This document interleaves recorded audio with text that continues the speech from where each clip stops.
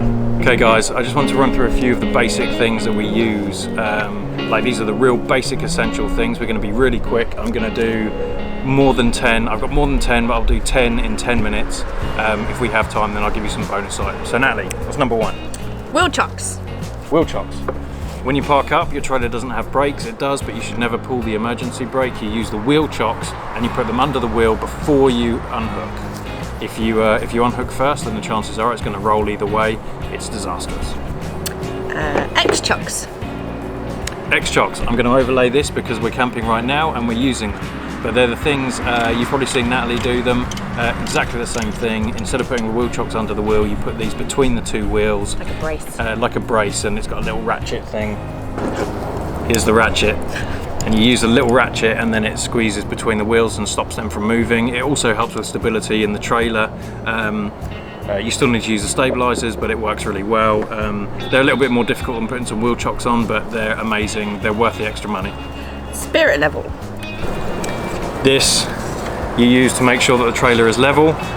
So when you park up, you need that to make sure that the trailer is level from side to side, and then when you use the front jack to level it back to front, then you put the spirit level in. We cheat, and I'm a nerd, so we have the LevelMate Pro, which works brilliantly. It was actually already installed on the trailer, but it comes with an app, and I can just reverse back and put it on, you know, whatever else to level it out. I love the LevelMate Pro. I didn't think there was really any need for it, but actually since having it, I wouldn't live without it. Lego Levelers.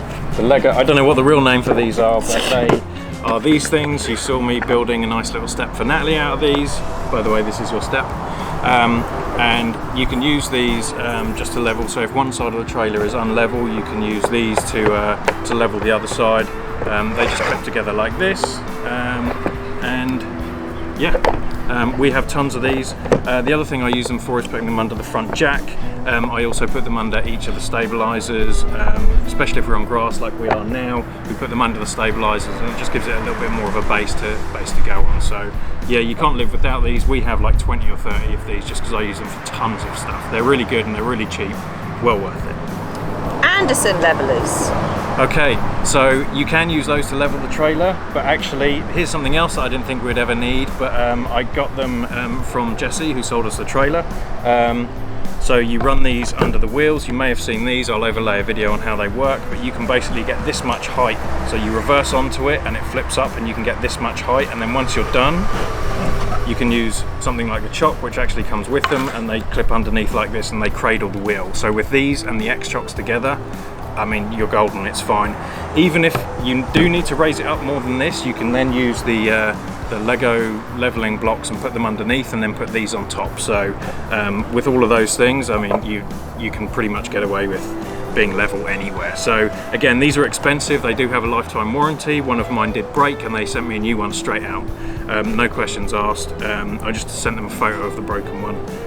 Again, they're expensive, but I wouldn't live without them. Power cable. Power cables normally come with your trailer. We have a 50 amp trailer which looks like this. We're using the actual power cable, so I'm not going to show you that. It normally comes with the trailer. If you're buying a new trailer, make sure it does come with it because they are expensive.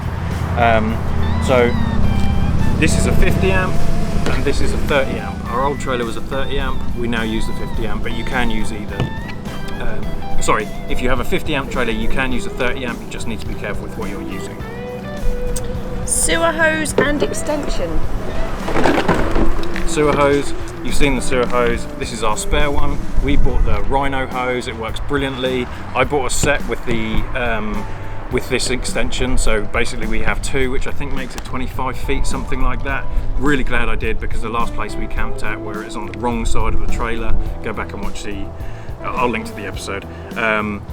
Yeah, so you so I just buy the extension because you don't know if you need it until you need it. So and it's not that much more. So yeah, we went for this. I don't know any others. I've just used the Rhino hose. It's all we've ever used. It's been perfect. No issues.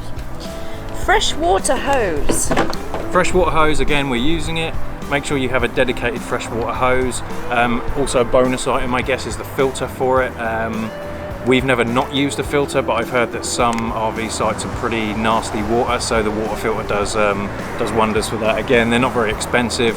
The hose isn't that expensive either, but I did get a dedicated freshwater hose. You can use any hose, but I bought a proper freshwater hose. Hose pressure regulator. Again, I'll overlay this because we're using it right now, but if the pressure in the campsite is really high, our trailer, I think they recommend only 40 psi. You can go through it. Sometimes it can be higher if you if you don't have a pressure regulator on there, it can burst your pipes. I've never not used it. It seems to be fine. There's so many different types. I'll link to the one that we bought. It was basically the cheapest one, but there are other cool ones that you can get, and you can set the pressure and stuff, but the one we've got is fine, never had any issues. Okay, the expandable hose for the black tank. Yeah, so I bought a blue expandable hose. Again, there are tons of these available. They're all pretty cheap. I just bought one that I didn't do too much research. Is that a pocket hose thing? Yeah, it's like a pocket hose. So it shrinks up, and then when you put water through it, it all expands. I only use it for the black tank flush, which I do every time after I had some septic issues. I use a black tank flush every time I empty the black tank. So yeah, expandable hose. It's really easy. I only ever use it for the black tank. Don't ever switch it from the black to the freshwater, from the black tank flush to the freshwater hose. No, wait, Lawrence. What? I was thinking, if people like this video that you're editing, yeah, how can they support us? They can like. And? They can like the video, they can subscribe to our channel. And I'm gonna leave links in the description that they can click on it and it will take them to Amazon and they can buy it, but that even though we get a kickback, it costs them no more than if they were to buy it normally. So they should click that link if they wanted to buy any of these things, and then we get like 75 cents or something from it. Is that it? Yeah. Nice. Like, subscribe, click the link if you want to buy the stuff. Thank you. Okay, bonus item, gloves. Oh yeah. Okay, so a few things I've learned that people don't really tell you. So the first thing is gloves. When you're doing the black tank, things happen, right? Sometimes it's not, I've never had a massive issue like people have had, like real bad issues where it's fallen off or something. I've never had that, but I will always wear gloves when I'm doing the black tank. In fact, I always wear gloves when I'm doing the black tank, when we're unhitching, when we're rehitching, because there is grease, there's dirt, the hoses get wet and they get dirty, and it's really irritating. So I got these from Harbour Freight. They're the heavy duty ones. I'm really glad I did, because I'm fed up with them snapping on my hand. So go ahead, get the heavy duty ones. These were what, $10, but 20% off, so they were like $8 because Harbour Freight. So can't we put a link to it in our bio now? Yeah, I can give you a link to some decent gloves that I recommend. These ones I got from Harbour Freight. I'm sure they sell similar on Amazon or something, so I'll link some. Another bonus item, hand sanitizer. Yep. So this. So the reason why I've put this on there is, one, because I'm a clean freak. I like to use hand sanitizer all the time. The other thing is when we're ready to go, and I'll always find that we're ready to go and we'll go and hitch up. I've taken off all the water or something, and for some reason I either need to handle the stinky slinky, or I get grease on my hands from hitching up, and then I have to drive for 4 hours with like really nasty hands, unless we stop at a campsite restroom or something. Hand sanitizer works perfectly for that. I also keep some paper towels in the truck as well, just to wipe that off. And lastly, a surge protector. Yes, so we've never had an issue with this, but we always use a surge protector. This is my old 30 amp one. We did have a 50 amp. Just wait for this guy to go past.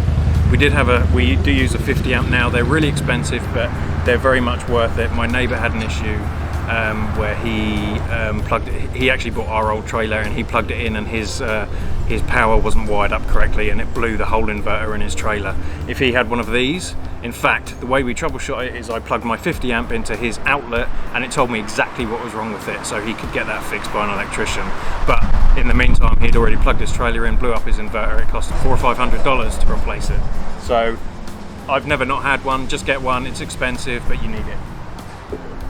Was that it? Because I've got one more thing. Yeah, that was all. A surprise bonus. Hitch Lube. Again, I didn't think I'd need this, but man, if the stuff when you hitch up, it's metal on metal, and man, it can make some noises, and it gets really rusty and things. So just make sure you've got something like this, some kind of lubricant. We also have We also have the equalizer anti-sway bar, and we use this on that as well. There's other stuff that actually came with it that I use too, but I'm sure this would be fine. So make sure you have some of this. Oh, I got one more. Oh, an extra one. I got one more. Okay.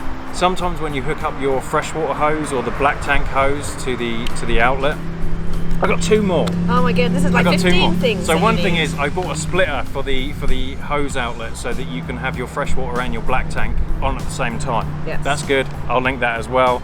And I have in the UK we call it PTFE tape. It's just, you know, the plumber's tape. And sometimes the seal isn't very good on the RV outlets for water, so yeah, it normally drips. I don't like wasting water and it's annoying, so I always carry some of this. In fact, I've got like 15 rolls of this, so I'll link to that. It's dead cheap, so yeah, we use this a lot, and I think I'm done. Okay. How long was that? I have no idea. I was doing it by laps, so probably 15 minutes. No, I reckon we've done 10 minutes. I reckon you did it. All right, if it's not 10 minutes, you won't hear this bit because I would have cut.